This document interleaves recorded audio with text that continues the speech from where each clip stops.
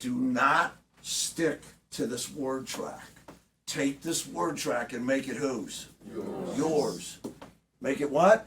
Yours. Practice saying it. Deliver it in a way. But it always has to start with empathy, doesn't it?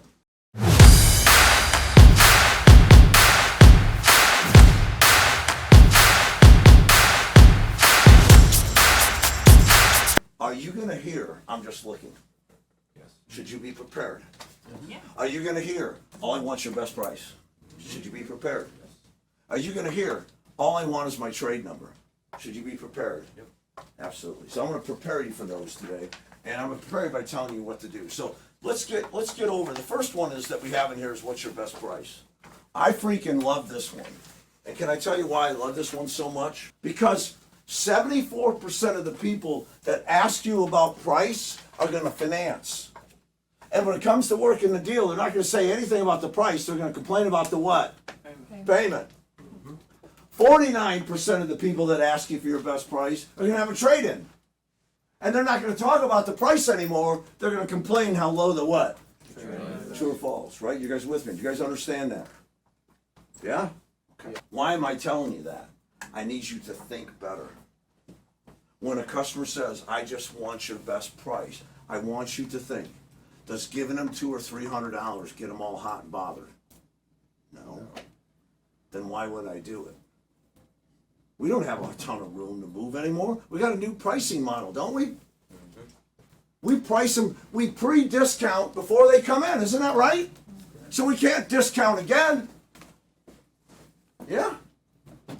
But I have to earn that price online because people think that's a starting price sometimes, right? So what do you hear when you hear the buyer say, what's your best price? Do you hear, I better get him a better price or he's not going to buy? Or do you hear, prove to me you're going to help me and I'll follow you? You got to decide what to hear. I know what the truth is. I've been doing this for a long time, and this best price train been around for a long time. I've executed it over and over. It works so well. My team has done it over and over. So what's it sound like? Empathy. Most salesmen are going to do what when they hear this? Watch. Yeah. Ask me what my best price is now, okay? What's your best price on this Jeep? Well, you know, what's the difference what the price is if you don't want to buy the car? I mean, don't put the car before the horse. I mean, how do you know? Most salesmen are doing what? Backing away. What are we going to do? What's your best price? Oh, I'm so glad you asked about price. Price is important, isn't it? Yeah. Is to me. We're going to run towards the objection. You guys follow me? Do you see the power in that? What's this power? I don't know what that is. But it's been going on for, I've been doing this 40, I'm telling you. My first year selling cars, I got no training. I told you what I got. So what I do, I carry around 3x5 index cards in my pocket. And I stand outside the door of salesman's office and I write crap down. I don't know what to do. Nobody telling me. I follow people around and you're selling some cars. What do you say? That's exactly. You know, so what I would do when I heard stuff like this, what you're probably doing now. Well, you know, let's make sure it's the right car, and then we'll. And I sold some cars. People want cars. They're going to buy cars no matter what you do. Don't think that it's cause and effect. People will buy cars despite. Let me tell you a story, but because of that, I had a salesman that said to a customer at Saturday night, 6 o'clock at night. Right, he was tired. The customer was hee-hawing around. Salesman said this. He didn't use the short thing. He said, I got dinner plans tonight. Are you going to effing sign that or not? But he didn't say effing. And guess what the customer did? Picked up the pen and signed. Okay. Does that mean that's a technique you want? No. Well, you could say, well, he bought it. It must work. No, it didn't work because of that. Right? Does that make sense? We sold the car. We didn't make a lifetime customer. And by the way, he wasn't going to be a lifetime employee for me either. That was it. Right? But so I'm trying to tell you that yes, people are selling cars doing things poorly. That doesn't mean it's right. And it doesn't mean they wouldn't sell more cars. The biggest compliment we get is we go to stores. We got one store. They had 10 salesmen between 20 and 30 years at that store in their 60s. You know what those guys tell me? I would have just had this 30 years ago and I made a lot more money. I didn't know. My first year selling cars, I did all the same stuff you did. If I could, would you? What if we split the difference? Maybe go talk to my manager. I did all that crap and I made money. As soon as I stopped doing it, I made a lot more. All right, so what are you gonna do? Chaz, read it. I want you to read it. You be the salesman, I'll be the customer. Listen, man, all I want you is the best price. I don't wanna read exactly what it says there. Just go right through the whole thing. I'm so glad you asked. Price is important. That's one of the reasons I love selling cars here. Perfect. So what's our first statement? I'm glad you asked. Price is what? Important. Do I feel heard? You're damn right it is. That's what the customer's thinking. Keep going. We shop the market to see the vehicles are being shopped, sold, traded for in a 250-mile radius. We price them competitively low right up front. What do we do? Price them what? What does competitively low mean? Now, can I tell you something? 1999, I started budget car sales. I sold off-lease and off-rent cars, right? I had trained a bunch of one-price stores, and I liked the idea, but I didn't want to be a one-price store. So somehow I wanted to tell people, this is your price, without saying, this is your price, take it or leave it. I want them to all pay my price.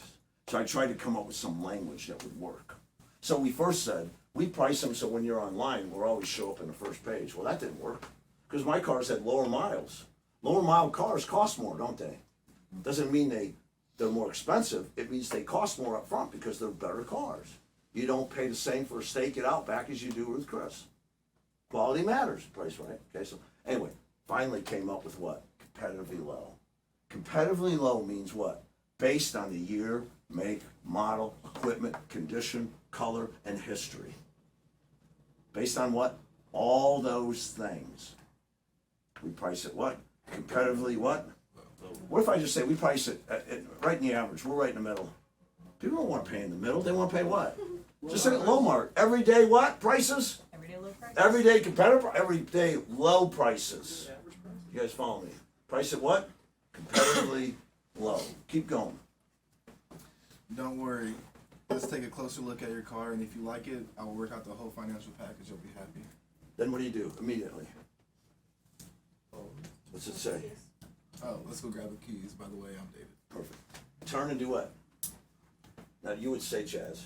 No, I got you. I was reading the prompt. Yeah, that's it. I thought you were gonna read Gotham Motors. I don't know if that's all right. You guys follow me? Listen, first run through it. Empathy. Great job. So what I tell you, read the sheet music while you practice until you don't need the sheet music anymore. Practice with the words that you have there until you don't need it anymore and your own words come out. Right? Now, can you customize this? Oh, I'm so glad you asked me about price. Price is so important, isn't it? That's why I love selling cars at York, Nick and Kay York. They've got a saying, we're not number one, you are. And what they do, I love with their pricing. They actually use a computer to shop the market so they can price the cars competitively low. Heck, you were probably online and probably noticed that.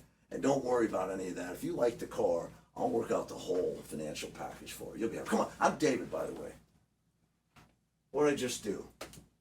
Customize it for York. Isn't that York saying? Mm-hmm. Can you throw your dealership stuff in there? Mm-hmm. Yes, follow me. Do not stick to this word track. Take this word track and make it whose? Yours. Make it what? Yours. Practice saying it. Deliver it in a way. But it always has to start with empathy, doesn't it? Mm-hmm. Let's try it the other way. Let's try starting without empathy. Ask me for the best price. Hey David, what's your best price? Well, we use a computer, man, to price them based on the market. Yeah, I've been See, online. now we got a debate going, don't we? If you skip empathy, it's spy versus spy. If you skip empathy, it's what? We're just trying to score on each other all the time. Guess what? Empathy gives them a chance to take it in. So could you practice this? Yes. All right, then let's do it. Side by side. Let's go ahead. Listen, don't wing it. Read the book and just present it. That's all I want you to do right now. Read the book and present it to you. You don't have to stand up this time.